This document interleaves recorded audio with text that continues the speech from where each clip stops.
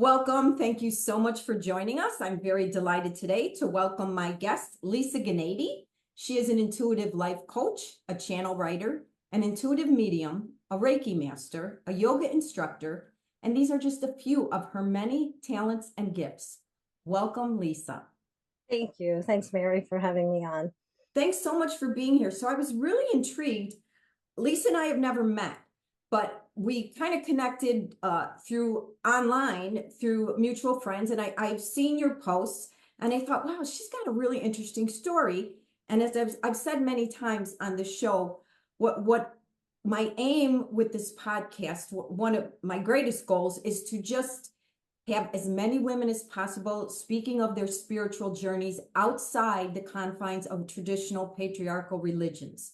Because when I was in my 30s, which was lifetimes ago, my soul called me to outside of my religion, which blew my mind because my religion was my foundation for everything. And it was very scary. And what I see happening now is a rebirthing of the divine feminine in the world. I see women looking for greater spiritual expression outside of religions that put them in subservient roles. So as many of us that are sharing our stories outside these traditions, I think will make it less scary and the transition a bit easier. And Lisa, I know a little bit about you. You're faceted and really interested in delving a little bit deeper into some of these things. But to start out with, I saw, so you kind of were following a traditional path. You got like a BA in business, I think. You were working on Wall Street. And so you want to kind of fill us in on what transpired that made you transition into this completely different life than a Wall Street businesswoman? Well, it's actually really fascinating because when I was a little kid, I shouldn't say a little kid, I was in high school. I said, I'm never going to count on a man ever to support me. It was a determination that I made when I was 15 years old. And I had no idea what I wanted to do for myself, except I knew I needed money because I needed to travel. Those were I need to find a job that's going to make me money so I can travel. I am never going to depend upon a man in my life because I saw back in the days when I was younger, divorce wasn't as common. And there was a neighbor of mine whose parents split up and the mother had nothing. She didn't even have a credit card. And she had to like start over. And I saw that at an early age. And I'm like, that is never going to be me. You know, I am never going to be dependent upon anybody, that I have to come from that space of fear, desperation that so many women fall into. Why did that happen to me when I was 15? I don't know. So I started working on Wall Street at 15 years old. My father worked on Wall Street, so I asked him, can I come work for the summers? And I started really young. So I have been working since I've been 15 years old. And I I went, I was taught you got to go to school, get a good education, get a good job. I did all that. Went to University of Michigan, had a bachelor's in business administration, landed a really good job, worked for a hedge fund. I was a trader for like 11 or 13 years or something like that. And then I fell in love and I left. And I went to, that thing just moved all the way out. Um, I, I wound up moving to Chicago, became a mom. But one of the things that I was doing, even when I was on Wall Street, was I found yoga. Yoga was the beginning for me that led me down the path to opening of everything. And, yoga in our country is exercise. That's how people look at it. Oh, I'm going to get a yoga body. I'm going to be fit. Let me do yoga. It's trendy. You got to wear the clothing. But that was never the reason why I did it. I did it because it brought me home to me. And I started awakening things internally that have been there, but you don't even realize they're there because you're still living in the external world. And so I came to Chicago, found yoga, and then yoga was the beginning. It just walked me down this path of opening from regular power yoga, vinyasa yoga. I then moved into Kundalini yoga. That it was like, wow, it opened up this like world to me that like regular hatha didn't. Not that, I mean, I love both, I teach both, but it opened like meditation in such a way. It opened me to chanting and the vibration of chanting. And it made me open, like I started doing Reiki. Then I started creating courses. I've created 3 different Reiki courses that I teach. And it's like, it moved me into the world of energy and how energy works within us. And Yeah. And then from there, people were like, oh, you know, they wanted more. And that's when I started doing retreats. I always figured I would do them when my kids grew up, but somebody asked me to do a retreat in Lake Geneva in Michigan. I mean, Lake Geneva, Wisconsin. And that was my first retreat. And it was about 10 years ago, I think. And since then, I haven't stopped. Because to me, like the retreats are the place that I can bring women to help empower them, where they can be themselves, where they can make family. You know, we're a family, we keep traveling, and different people come and different people go, and we can grow and we can learn together. I've seen the evolution of the people who come on my retreats and where they've gone, and I'm just like in awe.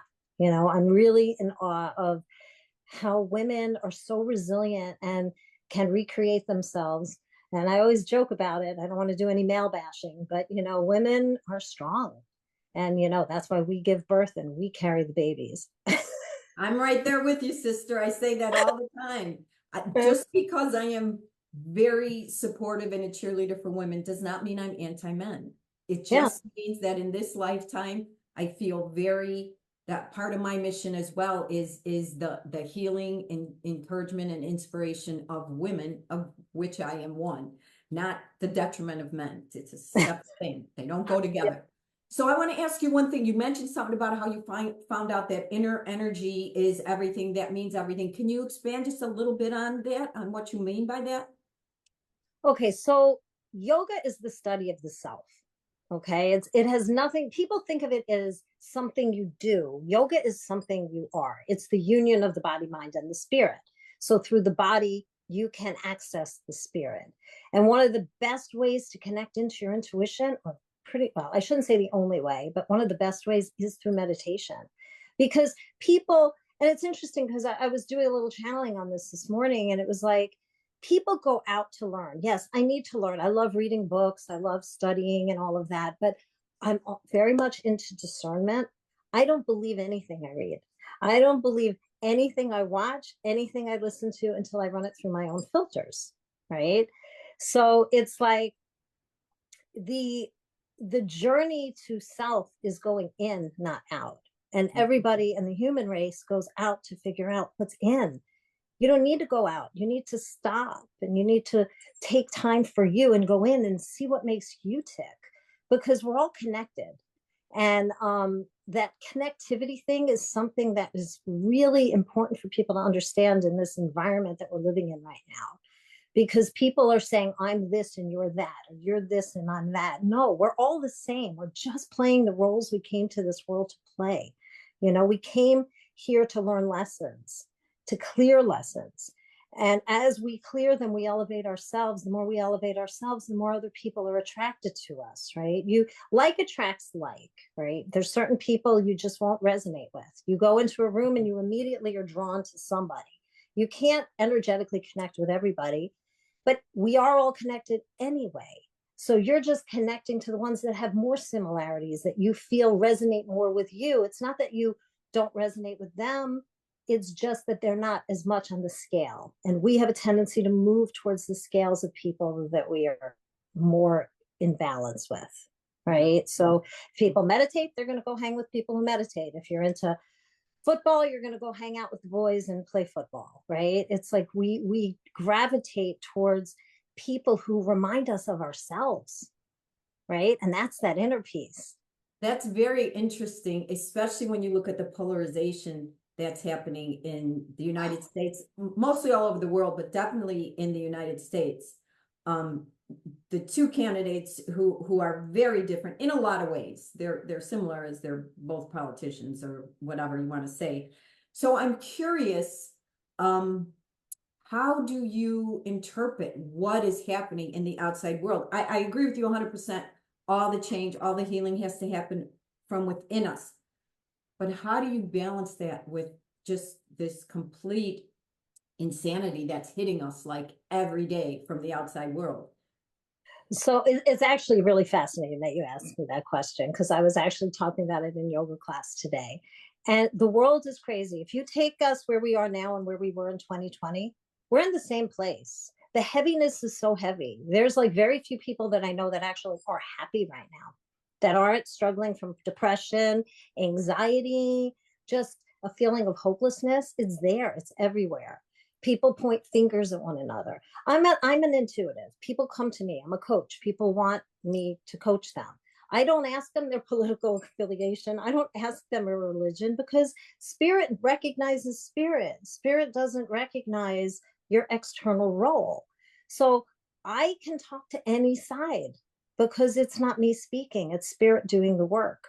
So as you become more spiritual and you start letting go of your humanness and move more into your spiritual essence, that's how we bring peace and harmony back into this world. You know, and like not pointing fingers, making okay, I interrupt myself, but I will do it. So on a retreat, I have different affiliations with political with somebody on the retreat. Love this woman. And I joked to her and I said, that's wonderful. Let me have your arm. And we are going to walk arm in arm to the political booth. I'm going to vote for my candidate. You're going to vote for your candidate. We're going to turn around. We're going to link arms and we're going to go out and have tea. It doesn't matter. It really doesn't matter who you vote for. You have to look at the person for the person and the values. Just because you believe that this person is the best way to affiliate with your values, and I believe that this one works better for me, it doesn't matter. We're voting with our hearts. The key is, how can we have peace with alternative positions? And that is so hard. Why do we have to force our ways on others? You know, and I try to stay neutral, but then people get mad at you for neutrality too, right? Yeah. It's a really hard time right now, just like it was during COVID. I mean, my business went from like 0 to 1 million or whatever during COVID because people needed somebody. It feels very, very heavy now, but the difference is I feel like people are pulling in. And one of the things which was interesting that you said that I had received last year, at the beginning of the year, I always ask for like predictions. I don't post this stuff because I kind of have to get out there more. But in it, it said that people are begin to move towards spirituality, but it is not organized religion. It is spirituality of the soul. So Mhm. people are going to start awakening and opening up to their own sense of faith, their own sense of religion that is disconnected from organized faith. But what happens with that then is then you wind up with a lot of lonely people. Like I can tell you, the people who come to my retreat, they're like, retreats, they're craving connection. They're craving people who don't judge them and understand them and accept them. People are just still feeling the effects of COVID and are just lonely, you know, and have lost their way of communicating. And we got to change that. We got to bring heaven back down to earth and just stop this division. You know, it's not about division. And when I do speaking engagements, I always ask the question, how many people here have somebody in your family that you're estranged to, aren't talking to, you know, has been kicked out of the family, whatever, some kind of familiar rift? There's not one person in the room who does not have a familiar rift. Everybody does. So if we can't heal our families, then how can we heal the world? It has to start with you. So you want to make the world a better place, find peace within, meditate, you know, love you, for your mistakes and for your positive features, the things you don't like, things you don't like about yourself, then change them because you want to change them, not because somebody told you you need to change them. And you know, being a psychic, people come to me, oh, should I move, am I going to meet my boyfriend? I'm like, I don't future. That's not my job. I'm here to coach you to be a stronger version of yourself, to ask you the questions so you can empower yourself. I do something called soul questions, which are just random questions that the guides channel out because they know what questions, how you'll answer them. So basically, and they empower you to make your own choices. But I always say to people, why would you go to a stranger and then trust their advice? You Yeah. know, why do you give your power away to somebody like that? And I don't want that responsibility. Spirit doesn't want that responsibility. Spirit wants to be there to help you figure it out for yourself. They are there to hold your hand and help guide you, but they're not going to give you the answers because guess what? Any answer is right at the moment you make it. You know, do you move to California? Sure, you'll have that experience. You move to New York, you're going to have that experience. They're both right. Neither Yeah. one of them are wrong. You're just going to have that experience. But people want the easy way, the quick fix. I want somebody to tell me what to do because they don't know. So my job as a life coach is to help empower people so they get the strength to be able to trust in their own decisions. Yeah, And it makes a lot of sense. Actually, I think that accounts for this resurgence of this really hardcore patriarchal Christianity is it gives you the answers. It tells you this mhm. is right, this is wrong, follow these rules, you'll be okay. You don't follow these, you're going to go to hell because nothing is predictable right now. So I completely understand how people will cling to the familiar, even if it's not the greatest route. At least it's familiar and they don't have to go in. And I say this over and over. I don't think it's an accident that one of these political parties has adopted. I see it on houses and cars all the time. F your feelings, except it says the word, right? Because the way to our true self, our heart, we got to go into our feelings. We got to, heal that trauma, all that stuff that's buried. And that means we're going to remember our own power. We're going to become empowered. We're not going to be trapped in this anymore. And so the people who want to keep the status quo are like, don't you dare go into your feelings. Forget about them because then the jig is up, right? Well, feelings are interesting because women associate with feelings, men block feelings, right? But Mm-hmm. feelings are important. But in the healing process, going back and like feeling the pain of the feeling I is not necessarily a good thing when I work with people. You can have the memory, but not the feeling essence of it. Because sometimes the feeling essence of it is so traumatic that it actually backfires. Does that make sense? It's more of make note. The way I work with healing with people, so is I go into their past lives. We have trauma in this life, but it's lessons that we're clearing from past lives. So let's say you had you let me think of like sexual abuse in this lifetime that you're trying to clear, but it's related to something that happened in a past life. So if Mm-hmm. we can go back in the past life, find that life, and there's probably been multiple lives, but we do one at a time so we could do layer by layer. You go in and you rewrite the story. So now you no longer have that cellular memory in your being now. So you don't, that's been cleared. So then you can go and clear the other and clear the other. So after a point, it's gone and you're no longer carrying the energy in relation to that. And you could finally clear that lesson and move forward.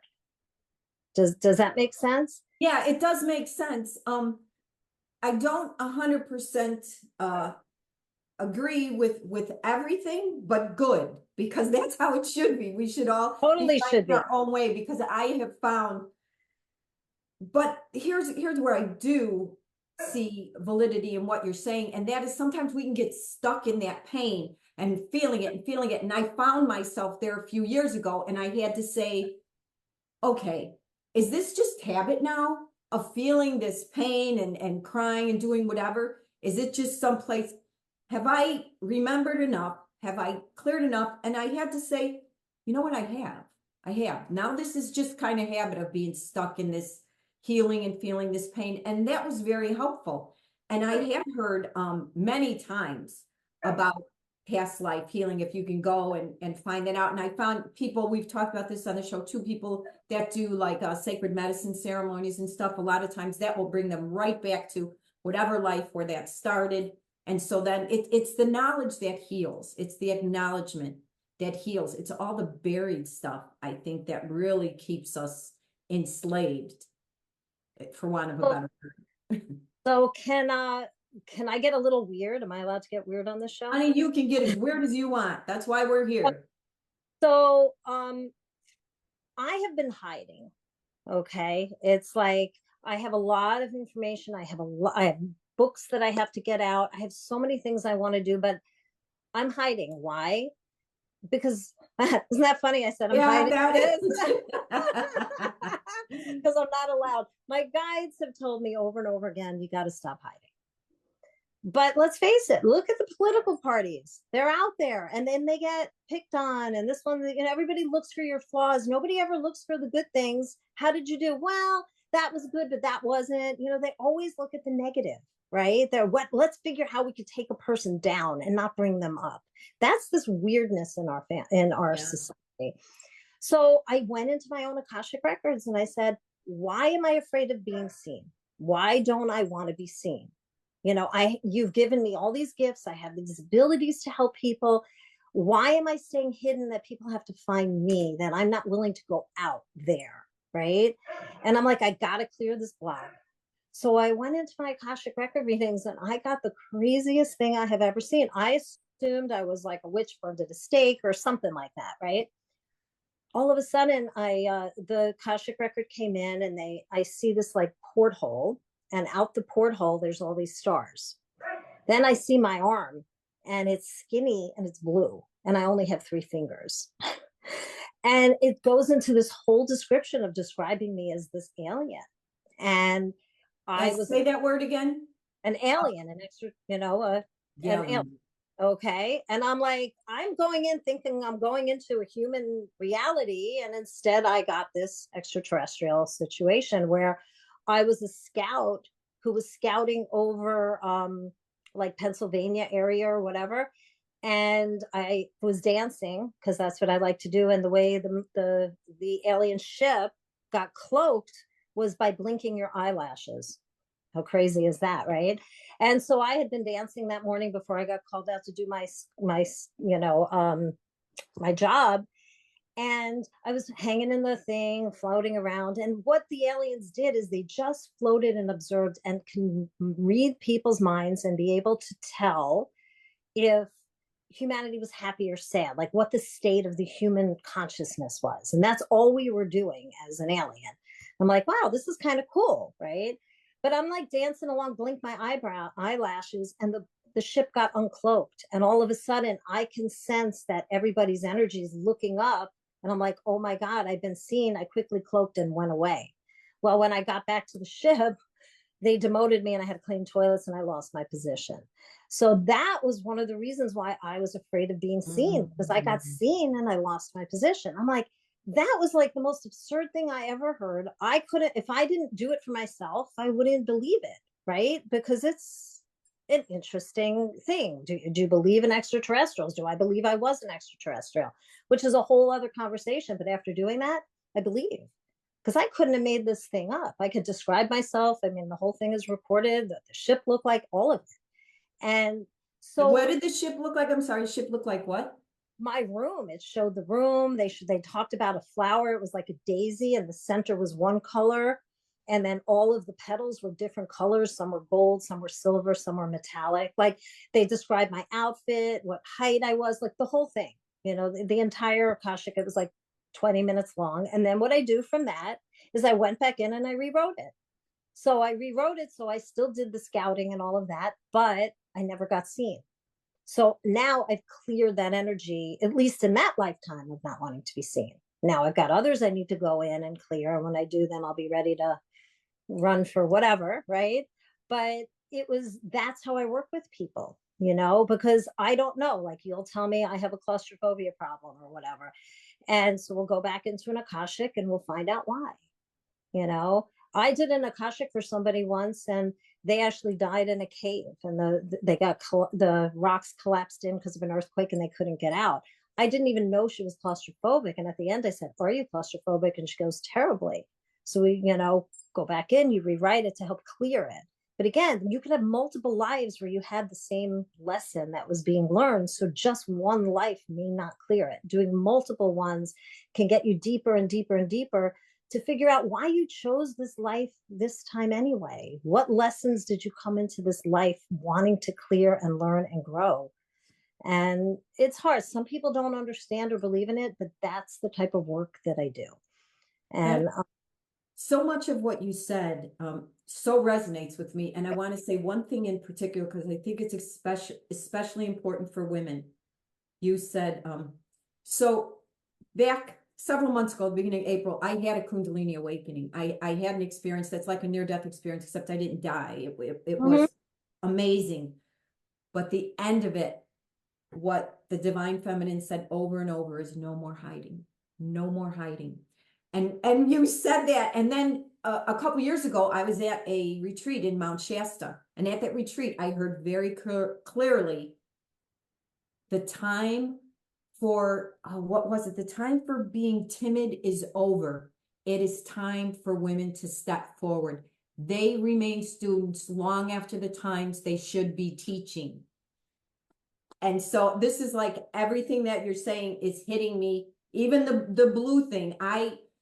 Aliens, I'm sorry, but there's so much evidence that they exist and we are part of something bigger.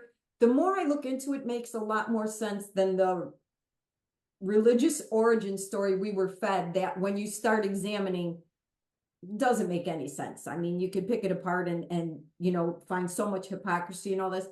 This makes much more sense, especially anyone who's had a near-death experience or some kind of out-of-body experience where they really connected with divine source or whatever. Mm-hmm.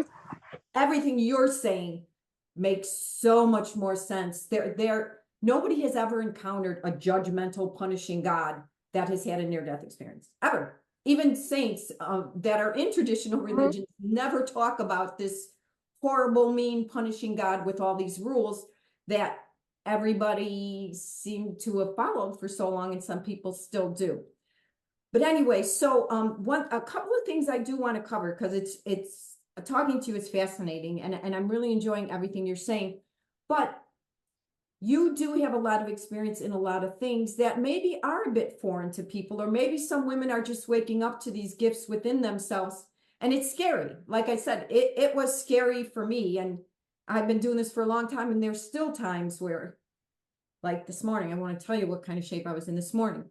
But anyway, so there's a couple things to let's clear up for people that maybe aren't sure. First of all, maybe just do a short, like you about the Akashic records. Well, if I don't know what that is, what's kind of a definition? What are the Akashic records? Okay, so the Akashic records are your story. It's all written in the ethers, past, present, and future, and it's all happening simultaneously. So what do? We just can, if you're not happy with what's going on, you can jump dimensions, right? And shift and go into another dimension.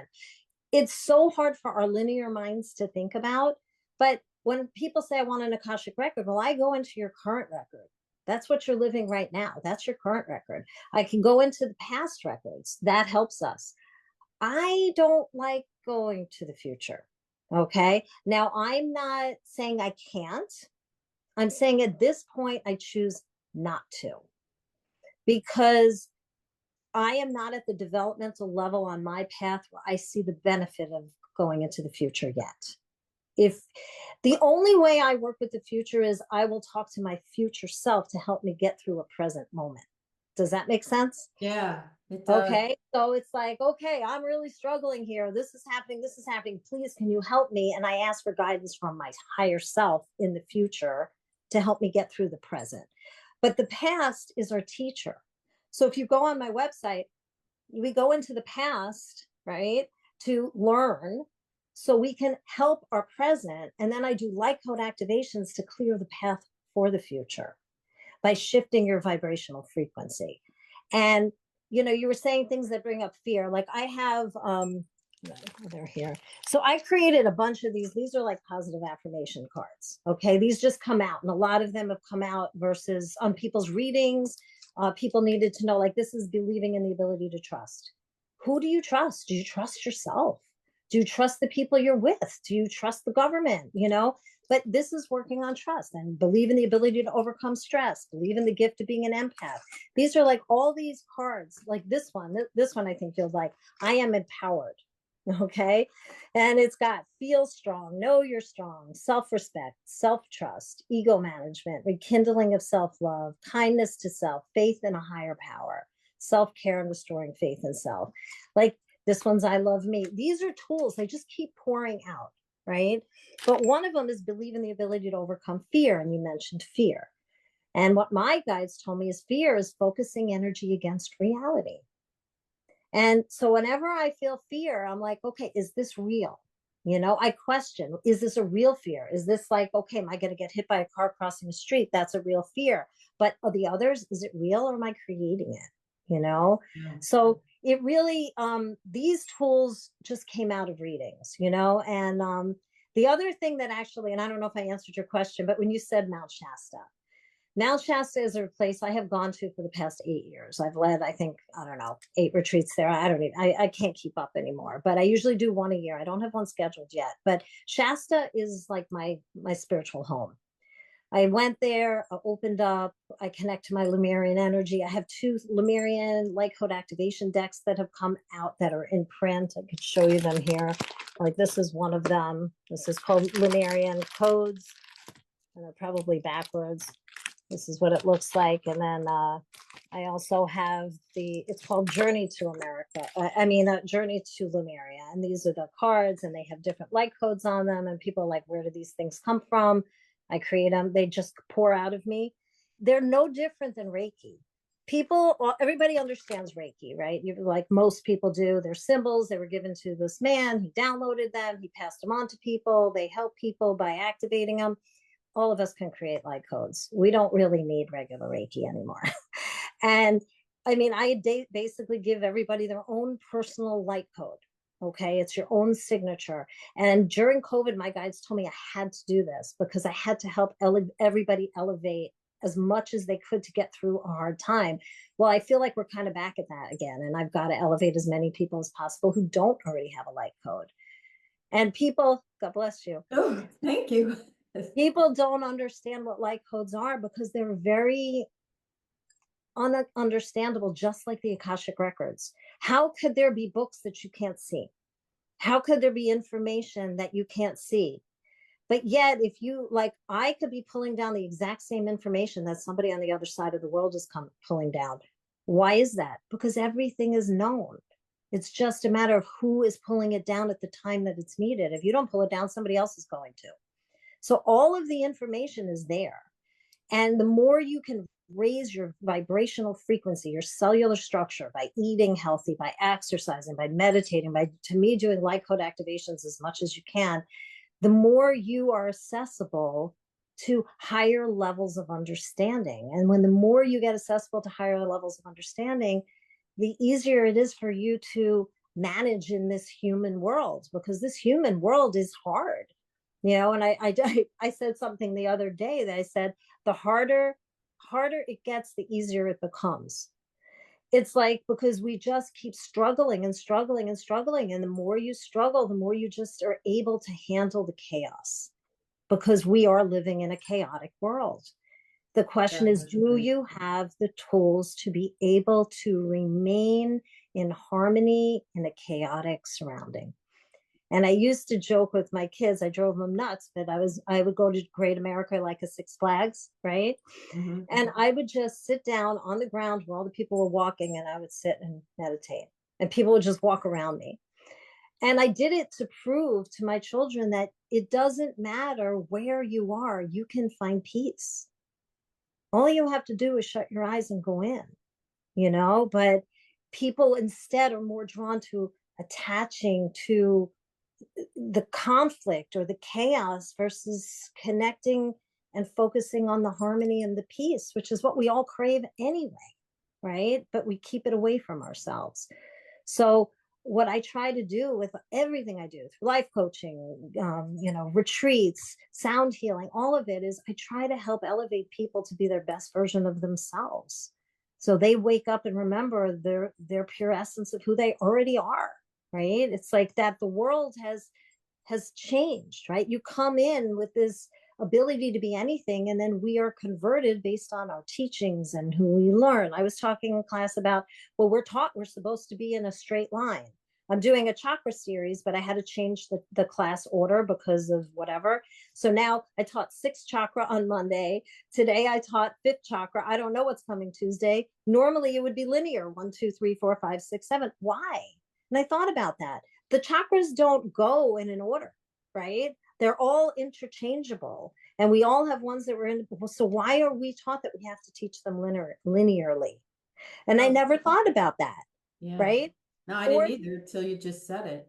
And think about a rainbow. Really interesting point. The rainbow body, right? Red is on the bottom, purple is on the top. But if you look at a rainbow, the purple is on the bottom and the red is on the top in the sky. but yet they're all together. So I never even paid attention to that until this year. And I'm like, well, wait a minute. We ground down. Maybe we're supposed to be grounding up. Interesting. You know, one thing that I believe in without question is that what I believe in today could change tomorrow. Oh, Honestly, totally. because there's so much new information all the time. And there's a couple things with what you said. One is the most important diet that we go on is what we're ingesting through our computers, our phones, our televisions, and watching things that are uplifting instead of watching a reality. If you spend all day watching reality shows, especially the ones targeted toward females, which are just pretty much females fighting and Mm-hmm. all about money and their bodies and youth and really, really low energy stuff, you're not going to feel good after you've spent hours watching that stuff. I'm not saying it's bad or horrible. I'm saying I can tell you from my own experience, it feels better to feed myself things that are actually feeding my soul. It's just like potato Mm-hmm. chips and dip. Once in a while, they're good. You can't deny it. They're good. But to eat them as a steady diet, what will happen to your body? It's not good nourishment for your body. And it's the same with all these. Sometimes you need that. Sometimes I'm up to here with all the spiritual stuff and all the growth, and I just need to unplug and watch something that I don't have to think about if I'm aligned with my highest purpose or not. Like everyone's, and I think that's a huge thing. I was actually just one of my daily inspirations I was talking about that is, what if we just stopped for a day and just kind of accepted ourselves where we are, how we are? Because who told us we're wrong the way we are? I think a lot of that basis for me was in my religion. The religion I grew up in was original sin and Jiminy Crickets. Even a thought just offended God. And I had to, I remember going through one point, I was so enmeshed. I pretty much just had the Hail Mary running through my mind all the time to keep it from thinking any bad things. I mean, Jiminy Crickets, can you think of a worse way to try and attain peace than to just be focused on the holy thing I could think about?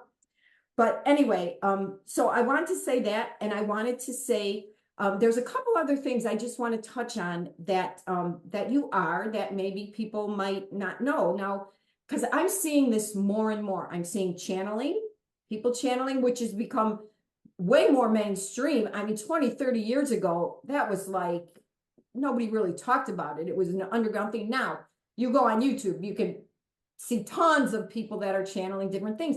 And the important thing is, this is why it's important to have the connection inside yourself, because a lot of them say different things.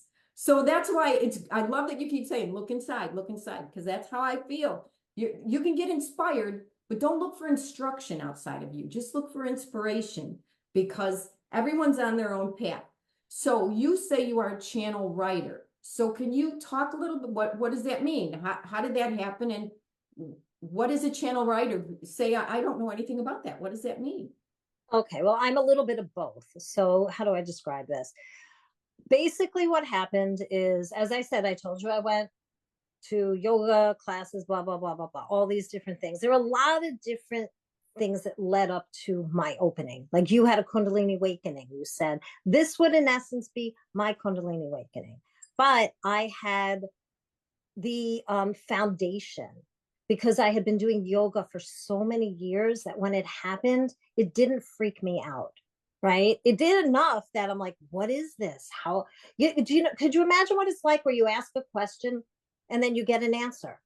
Or you write something down and it doesn't sound like you, and you're using vocabulary and writing about things that you have no knowledge of, like none, like quantum physics type stuff, right? And I'm a business major, and I'm writing, I channel Nikola Tesla and he tells me all this information, tells me I need to share it with the scientists. I don't even know what to do with this stuff. So I just put it away until I figure it out, right? But it's like, what happened is one day I was just writing what I call fortune cookie lines. Hope saves the soul, little daily things that would just pop out. And then on December 31st, 2015, I had committed to chant a global sadhana, which is called Japji, which is called the Song of the Soul.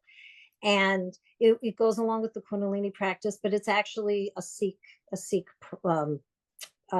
recitation. And so I joined in. I was going to do it for 40 days. Well, the day before, I go to do my daily fortune cookie, and all of a sudden it was like, the flags will fly and guide the way. A new day is dawning, and blah, blah, and it goes on and on and on. I'm like, whoa, where did this come from? Right? This is like nuts. And from that day on, I'm like, every day I would just sit down and write and see what the universe gave me. And I wanted to share one with you. I was like flipping through and seeing, and this one came up. I think this was the one.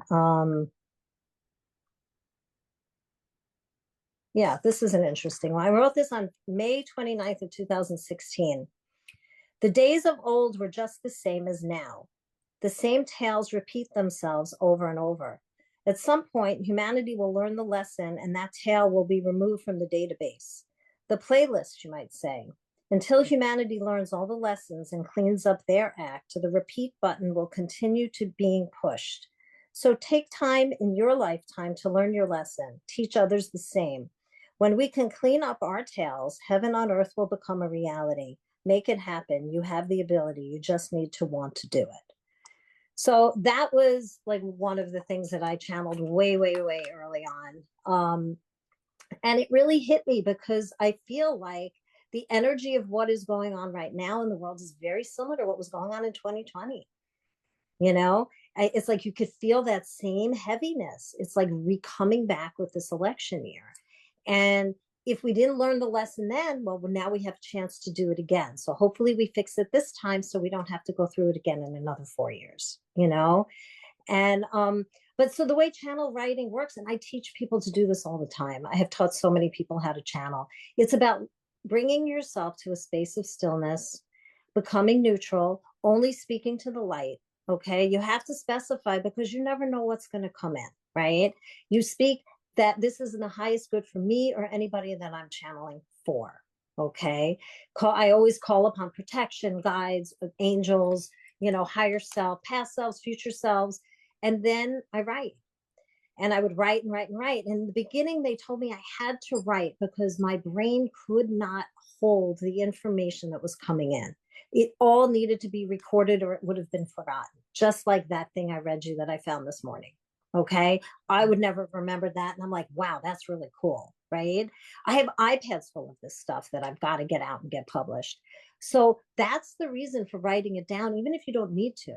But now I don't need to. Now I verbalize a lot and I put them in voice memos and I channel daily and channel for clients, but channel just for me to get information on what I need to know or learn or just generalities, And, initially I only worked in the present. I only would really work with present time. Let me do a reading for you, Mary, for what's going on now. I didn't believe, why do we need to know who we were in the past? I didn't believe that it was necessary. We were dealing with current stuff.